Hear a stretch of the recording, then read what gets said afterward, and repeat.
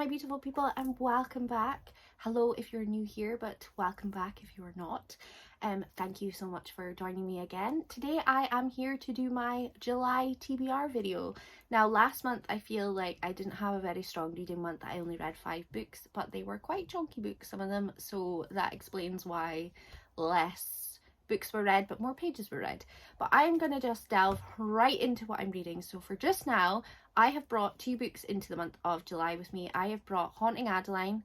That has about 2 hours left of that Kindle book to read, and I am going to get that finished in the month of July. That is a book, shall we so say. So I want to get that finished, and then I also started The Serpents of the Wings of Night. I'm only 44 pages through that, so it's pretty much like I'm going to be reading the whole book of that in the month of July, which is absolutely fine. I'm absolutely adoring that book so far. I did not realise it was about vampires, so I'm 100% invested in that. So that is the first 2 books that I'm going to be reading in the month of July. I am then, for the Queens of Classics, which is a group that Catherine, myself, Marloose and Danny are all doing. So basically we are reading a classic every 2 months, and for the months of June and July it is Great Expectations by Charles Dickens. As you can see, I did not read that in the month of June, so that falls on reading that in the month of July. If you've been here for a while, you know that I'm not the best at classics. I have read a couple of classics this year and really enjoyed them, like The Great Gatsby, and I can't remember what the others were. No, I can't remember.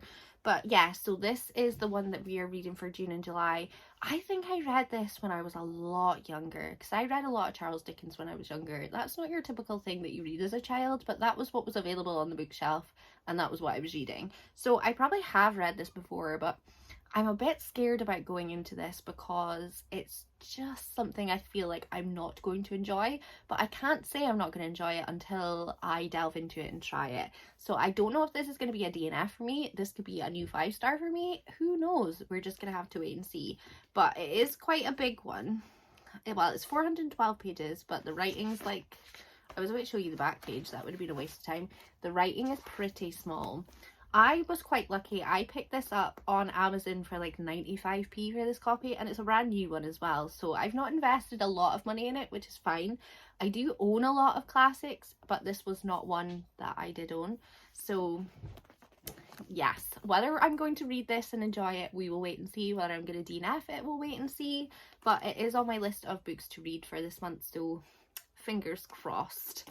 I also want to say as well that I have a feeling that I'm probably wanting to go and read the second in the Haunting Adeline series. I can't remember what that one's called, but I feel like that one will probably creep onto my TBR once I finish the first one. And probably the same with the Wings of the Night.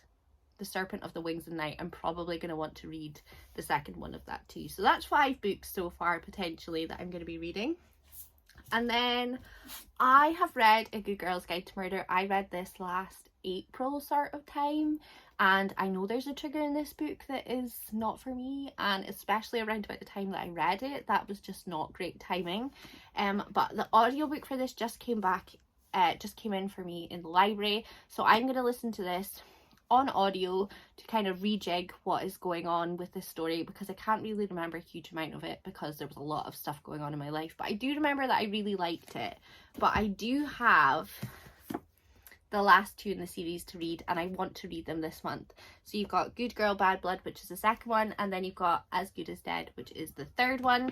So I am wanting to binge this whole series because I seem to be a series binger just now, which is very bizarre because I was always a standalone gal, but I seem to just want to binge series as much as I can. So yeah, that is my plan. I also have Taste by, I was trying to see if I could find it because I got it on audiobook from the library.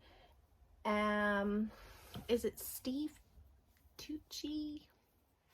I can't remember, but I've been waiting for that one for a while, so that's coming in the month of July. I also have the Andy Serkis version of Fellowship of the Ring, which I've been on the waiting list at the library for so long for that. That is coming in July as well, so I'm probably going to listen to that. And then I have Bullet Train, which Daniel read last month and absolutely loved it and thinks I'm going to love it. So I have got that in the library. I've got to also finish Harry Potter and the Deathly Hallows. It is the last in the series. I've only got 6 hours left. I really need to get back into listening to audiobooks instead of podcasts at work because I'm losing valuable reading time here. So that is a brief overview of what my TBR for July is. As you can see, it's kind of a little bit all over the place because I'm not 100% sure what direction that I'm wanting to go in with it, but I do know that I need to get Haunting Adeline finished, and that is maybe something that I'm going to do today. Today is the 2nd of July, so we're just going to have to wait and see. But yes, that feels like it was a bit of a scrambled video, so I apologize for that. But I will see you guys all next time. Pop in the comments what you have on your July TBRs, and I'm quite interested to see, and I will probably add it to my own TBR because that is a problem that I do have. But yes, I'll speak to you all later. Bye!